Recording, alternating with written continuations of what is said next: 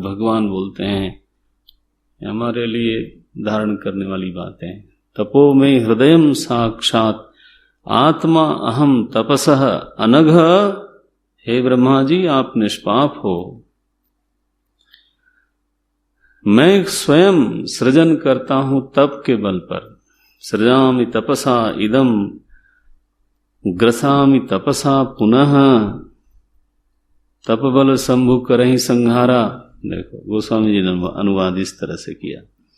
विभर्मि तपसा विश्वम वीर्यम में दुश्चरम तपः। ईश्वरीय सामर्थ्य का नाम तप है। में वीर्यम तपः, ये जो तपस्या है क्या है? में वीर्यम, ये मेरी सामर्थ्य का नाम है, ईश्वरीय सामर्थ्य का नाम है।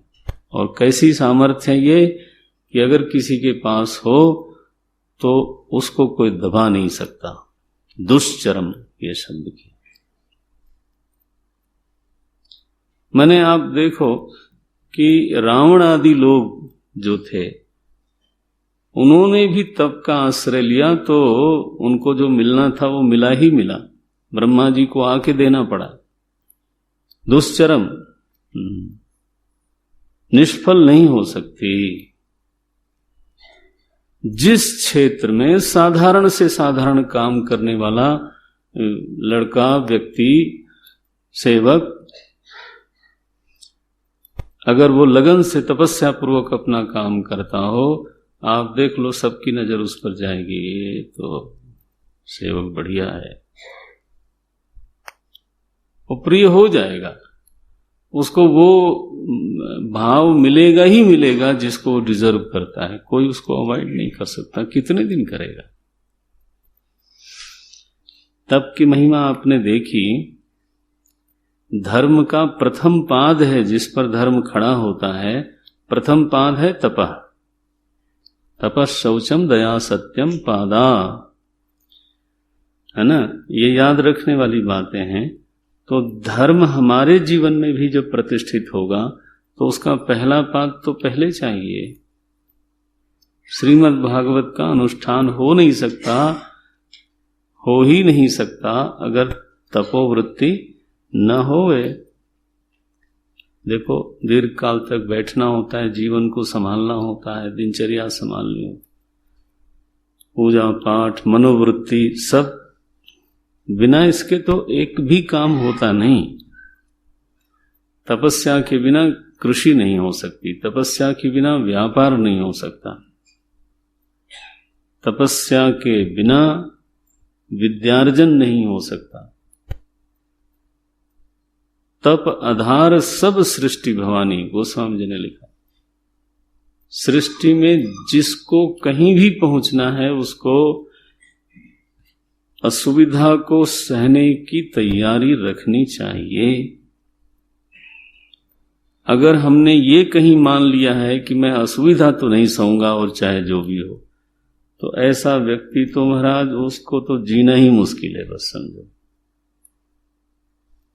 कोई भी काम लौकिक हो आध्यात्मिक हो, थोड़ा भी आगे बढ़ना है तो उसमें तप होगा, ज्यादा बढ़ना है तो ज्यादा तप होगा। लक्ष्य की ओर बढ़ने में जो आने वाली असुविधाएं हैं उनको मैं सुख बुद्धि से सह लूंगा, सुख बुद्धि से। हाँ, इसका नाम है तप। रोते रोते सह लेना ये तो भोग हो गया, ये कोई तप नहीं है। भोजन न मिले और भूख से आदमी परेशान है तो अब वो कोई तप नहीं है, उपवास तप है। जहां तो भोजन तो है लेकिन हम उसमें लाभ देखते हैं, उसमें पुण्यार्जन देखते हैं। सुख बुद्धि, परिणाम में सुख होगा, परिणाम में शुभ होगा। इस बुद्धि को लेकर के जब व्यक्ति सहता है तब उसको तप बोलते हैं। तो 14 घंटे पढ़ना है, 13 घंटे पढ़ना है, विद्यार्थी लोग आजकल इतना पढ़ते हैं, तो उसमें सुख बुद्धि है कि आगे फिर भविष्य इसी से बनने वाला है, तो हम इसलिए उसको तप कहते हैं। अगर वो रो रो करके सहा जाए तो वो कोई तप श्रेणी में बिल्कुल आता नहीं। व्यापार के लिए चले आदमी और इतनी यात्रा करनी हो और सब करना पड़ता है,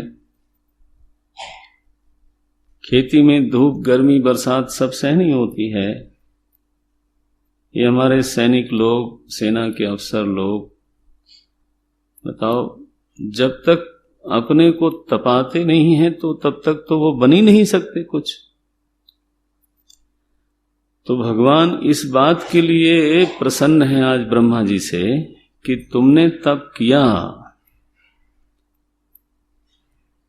क्या अभिप्राय निकलता है कि जिसके भीतर भी तप की वृत्ति है प्रभु उससे राजी रहते हैं, उससे प्रसन्न रहते हैं कि ये इस लड़के को कुछ काम अगर कोई सेवा में दूंगा तो ये उसको निभा लेगा, भागेगा नहीं,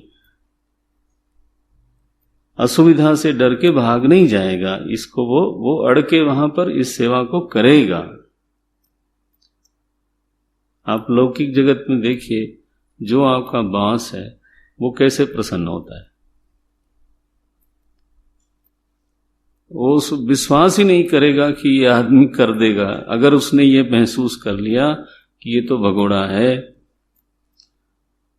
2 मिनट इसको थोड़ा कुछ असुविधा हुई, हरिओम, बस भागा, ये तो पल्ला पटका।